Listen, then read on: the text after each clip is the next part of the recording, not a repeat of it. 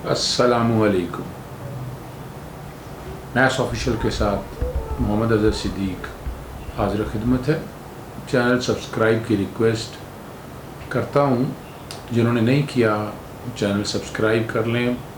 बड़ा आसान सा तरीका है, सब्सक्रिप्शन का बटन दबाएंगे ऑटोमेटिकली से।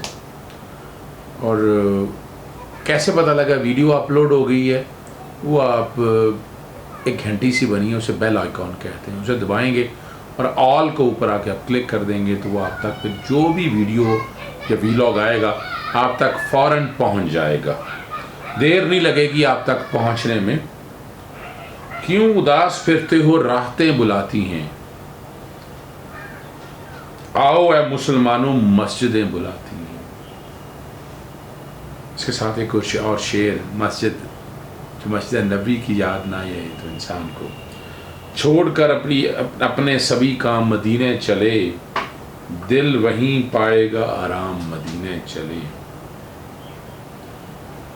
वीलॉग 93 10 जुलाई टर्की की सुप्रीम कोर्ट का फैसला, इसमें आया सूफिया या हाजी सूफिया, नाम आप कोई भी दे सकते हैं, उसकी बहाली का फैसला हुआ। मुस्तफ़ा कमाल ने 1931 में मस्जिद को बंद कर दिया था और 1935 में इसको एक म्यूज़ियम के तौर पर, ये जो लोग कह रहे हैं कि ये चर्च था, ये बिल्कुल गलत बात है। चर्च ये था कब, वो मैं थोड़ी सी तारीख देनी पड़ेगी। जस्टीन अव्वल के अहद में 537 सने हिजरी सने ईसा में तामीर हुई। 1453 सने ईस्वी में उस्मानी सुल्तान मोहम्मद फ़ातेह ने जब कुस्तुंतनिया को फतह किया और बाज़ंतीनियों को शिकस्त हुई, उस वक्त पैसे देकर मस्जिद बनाई गई थी। तो ये तो बिल्कुल ज़हन से निकाल दें आप। 481 साल तक मस्जिद और मुसलमानों की इबादत गाह रही, लेकिन सल्तनत उस्मानिया के ख़ात्मे के बाद मैंने बता चुका हूँ मुस्तफ़ा कमाल अतातुर्क ने क्या किया, वो मैंने आपके सामने रख दिया। इसको बाकायदा मस्जिद की असल शक्ल में बहाल करने के लिए 31 मई 2014 को तुर्की में नौजवान अनातोलिया ने, एक तंजीम ने मस्जिद के मैदान में फ़जर की नमाज की मुहिम चलाई, जो आया सूफिया की मस्जिद बहाली के मुतालबे पर मबनी थी। इस तंजीम का कहना था कि उन्होंने 1.5 करोड़ लोगों के तायदी दस्तखों के जमा कर लिया है, लेकिन उस वक्त के वज़ीर मशीर ने बयान दिया कि अभी सूफिया को मस्जिद में बदलने का कोई इरादा नहीं है। क्रेडिट जाता है तैयब बुर्तगान साहब को। आज कल जुमा की नमाज की अदायगी हुई, दिलों को बड़ी राहत मिली, बड़ी आसानी मिली, दिलों की राहत हुई।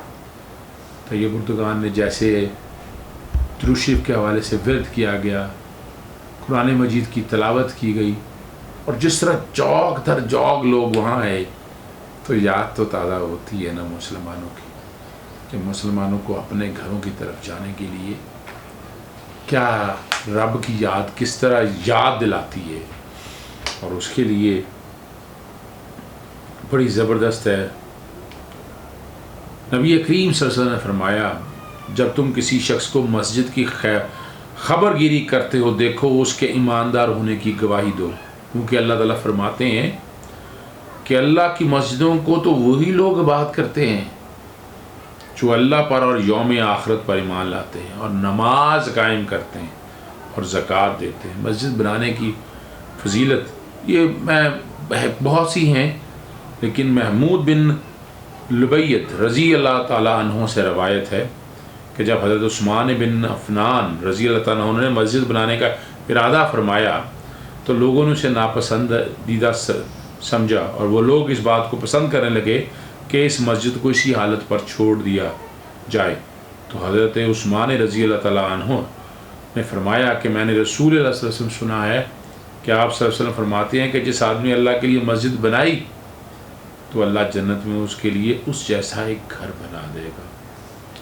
آیا صوفیہ اپنی اصل شکل میں بحال ہو گئی کہ ترکی گیا تھا میں، وزٹ ہوا، وقت میرے پاس کم تھا، بچوں نے وہاں کا وزٹ کیا، تمنا ہے کہ دوبارہ پھر ضرور جایا جائے یا پوری دنیا میں جایا جائے۔ روزہ رسول صلی اللہ علیہ وسلم پہ تو حاضری ہر ایک کی خواہش ہے، رب پاک آسانی رکھے۔ اس کے علاوہ جو بات کرنا چاہتا ہوں کہ الیکشن کمیشن نے سیاسی جماعتوں سے اثاثوں کی تفصیلات طلب کر لی۔ 2019 اور 20 کے گوشوارے 29 اگست تک جمع کروائے جائیں، تفصیلات کے ساتھ چارٹرڈ اکاؤنٹ کی رپورٹ بھی جمع کرائی جائے۔ چارٹرڈ اکاؤنٹنٹ کی رپورٹ کا مطلب ہے آڈیٹڈ اکاؤنٹ جمع کرایا جائے تاکہ پتہ چل سکے فارن فنڈنگ ہے، لوکل فنڈنگ ہے، کیسے لیا ہوگا، اور پارٹی سربراہ کو یہ بھی بتانا ہوگا کہ پارٹی نے ممونہ ذرائع سے فنڈ حاصل نہیں کیے، پارٹی کی مالی پوزیشن بھی واضح کرنا ہوگی۔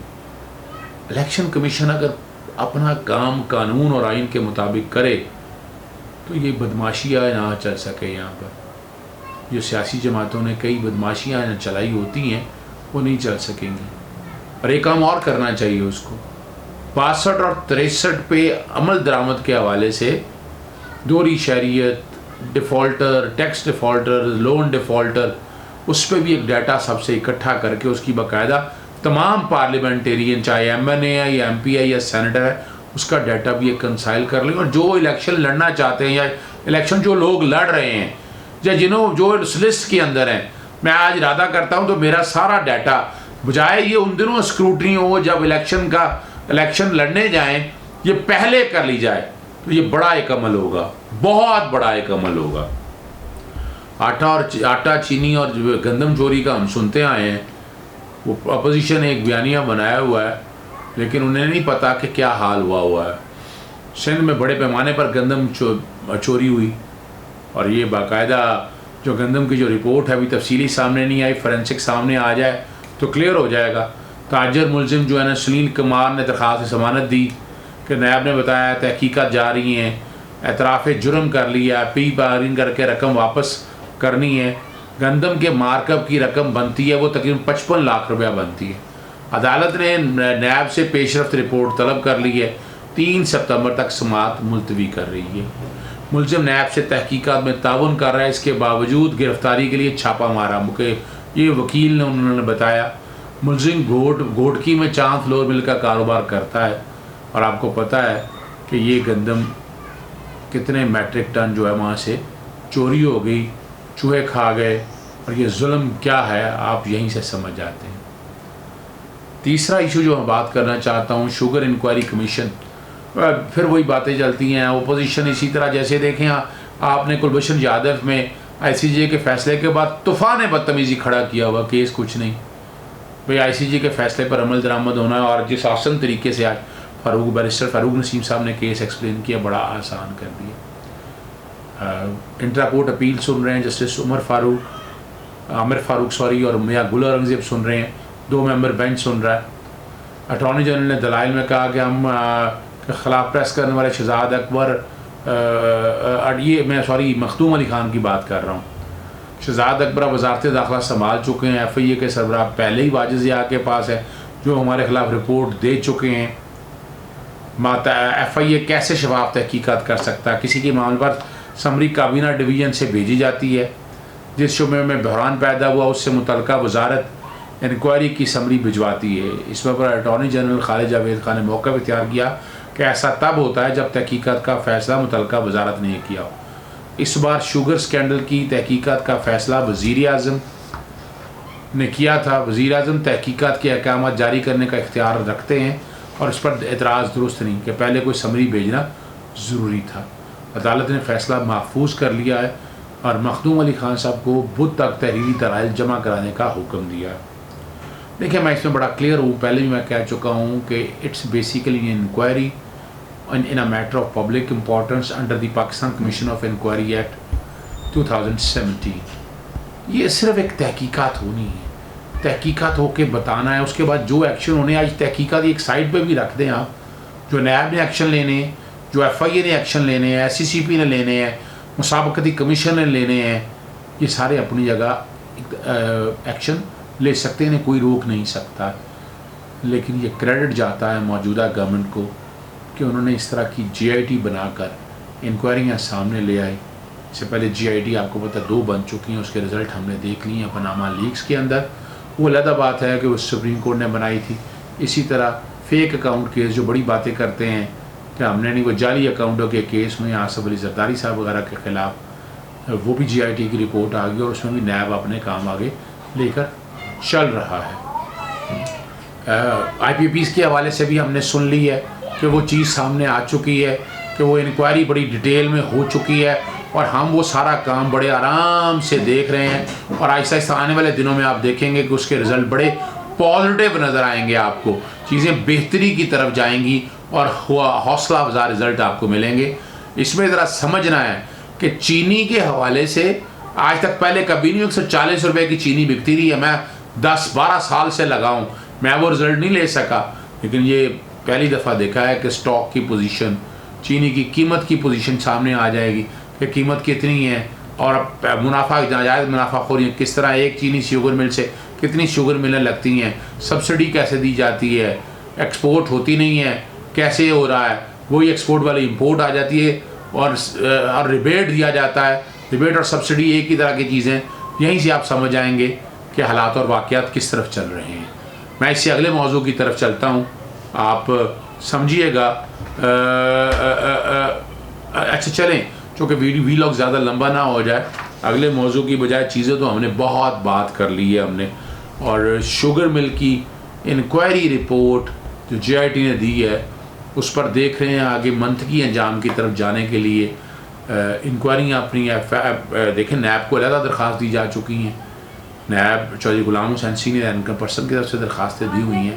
نیب اب اپنا اختیار استعمال کرتے ہوئے اس کی انکوائری اور انویسٹیگیشن تفصیلی کرے اور اصل حقائق قوم کے سامنے لائے.